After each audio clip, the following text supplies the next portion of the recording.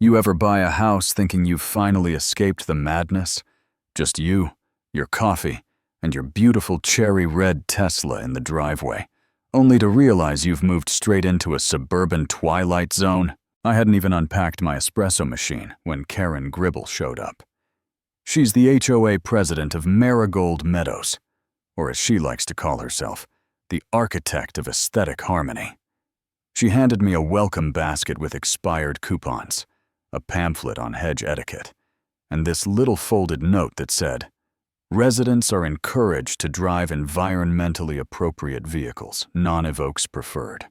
She squinted at my Tesla like it was a threat to national security, then asked, "Lease or loan?" I told her I bought it outright.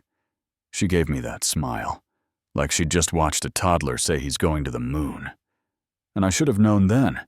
This wasn't about a car. This was about control. The next morning, I found a pink slip taped to my windshield. "Unauthorized vehicle," it read, in Comic Sans.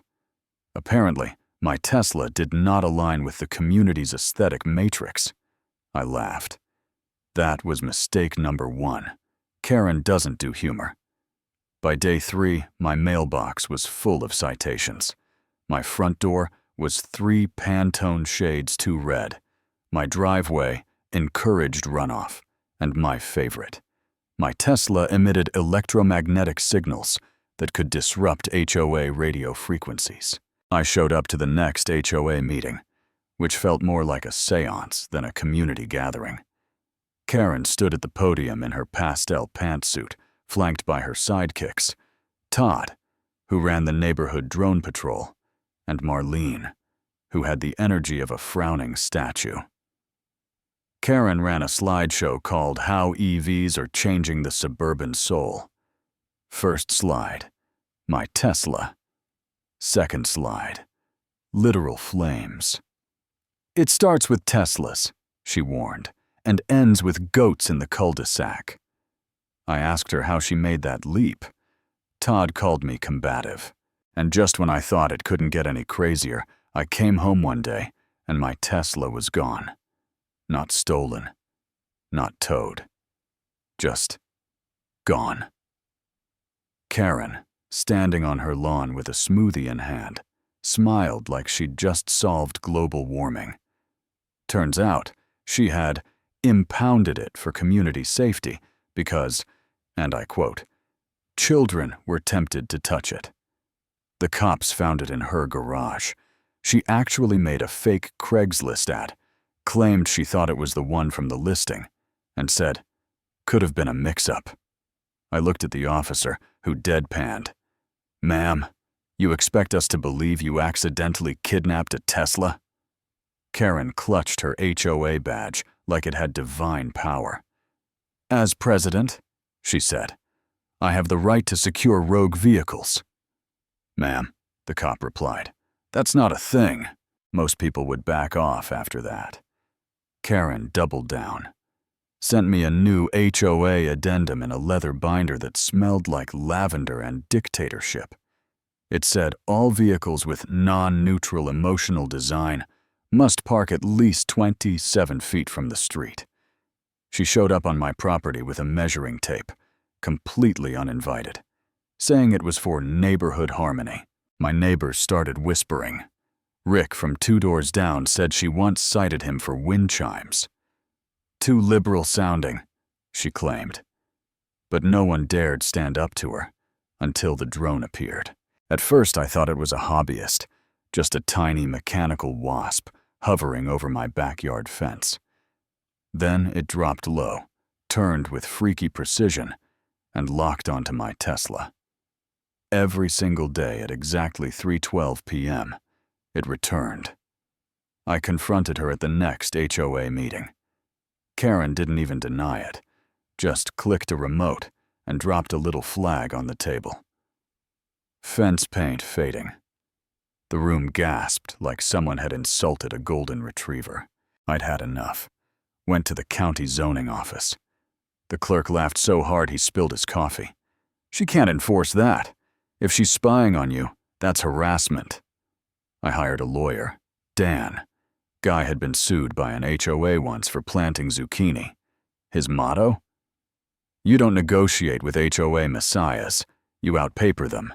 We filed a 47-page cease and desist and copied the HOA board, the city, even the FAA. Karen retaliated with a rule requiring drone-compatible mailboxes. I posted drone footage to Facebook. She deleted it in minutes and suspended my account for digital misconduct. But Janine, the civil liberties lawyer next door, mirrored the video and tagged the local news. That week, Channel 7 ran a segment. Big Brother in the Burbs. Karen didn't flinch. She just rebranded the drone, painted it cloud gray, called it Sky Compliance 2.0. Then came the shrine. A delivery mix-up landed a box at my door.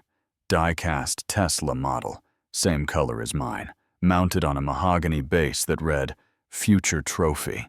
I checked my cameras.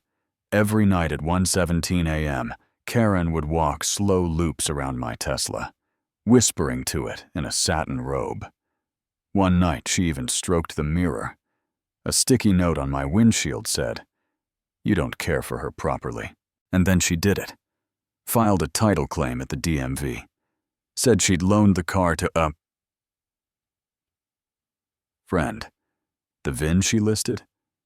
T3 SLA Queen. At the hearing, she wore a Tesla hoodie and presented a PowerPoint showing her spiritual bond with the vehicle, including one photo where she'd photoshopped herself into my vacation picture. The judge ruled in my favor and said she needed a wellness evaluation, but Karen wasn't after legal ownership anymore. She wanted symbolic control. Flyers went up overnight. Tesla Liberation Day. Drive electric, drive free.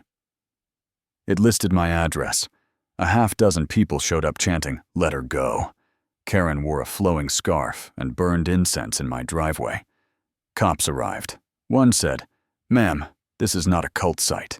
But the worst was yet to come. One morning, my Tesla was gone again. All that remained was a lavender envelope sealed with a tulip-shaped wax stamp. She has come home, it said. Karen had cloned my key fob, snuck into my driveway at 4:43 a.m., and driven off, wearing a cape and her HOA badge like it was a coronation. I tracked it with the Tesla app. She parked it in the HOA clubhouse, now decorated like a suburban shrine. Garden gnomes, twinkle lights, a banner reading, Tesla Pendants Day. The police arrested her on the spot. She handed them a glitter pen contract that read, By power of spiritual claim, I hereby adopt this vehicle as his bonded conveyance. But what truly shocked everyone? She had 8 more key fobs, each labeled with neighborhood addresses. She was building a collection, a cult. Dan called it Pokemon, but with restraining orders. Karen was charged with theft, cyberstalking, and fraud. The HOA board resigned. The clubhouse was renamed the Red Flag Inn. Rick was elected president. We rewrote the bylaws over barbecue and popsicle sticks. My Tesla now lives in a secure garage, guarded by a cardboard Elon Musk holding a sign. Not yours, Karen. And just when I thought we'd reached the final chapter, Karen sent a reapplication packet. 32 pages, wax sealed. Slide 1. My vision rebooted. Slide 2. Her photoshopped next to the Dalai Lama. Rick tossed the USB into the fondue pot. We haven't spoken of it since. But hey, have you ever had a neighbor so obsessed, so delusional, they thought your car spoke to them? Tell me in the comments. Was Karen insane, or just another casualty of suburban power gone unchecked? And more importantly, how do you stop someone who thinks your Tesla is their soulmate? Let's talk justice, boundaries, and cul-de-sac cults. I'll see you in the comments.